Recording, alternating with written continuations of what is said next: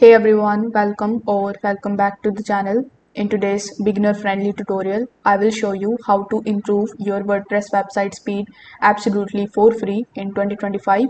For this purpose, you don't need any coding experience and it works even on the shared hosting. So without further delay, let's get straight into it. First of all, you need to come in your WordPress admin dashboard. Over here, hover over to the left hand section and click on the option of add plugins. The plugin that we want to download and install is called WP Fastest Cache. So this is the plugin that we want. Click on the install button right next to it and activate it successfully. Once this is done, you will see it in the left hand section. So click on WP Fastest Cache. Over here, we have the clear cache option in the top right hand corner of the screen. So you can click on the option of clear all cache and you can also click on the option of clear cache.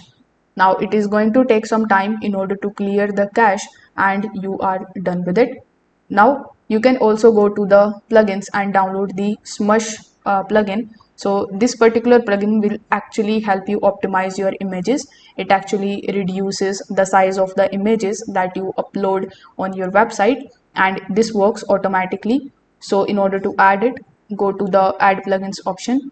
Over here search for Smush. So this is also free. Click on the install now option right next to it and install it successfully. Now if you want to limit the unused plugin and the widgets, you need to go to the appearance section. In your appearance, simply go to the widgets option. In your widgets, you can try removing anything that slow down the website sidebar or the footer. So always use the lightweight themes like Astra and GeneratePress, and using a heavy theme can also result in reducing the loading speed.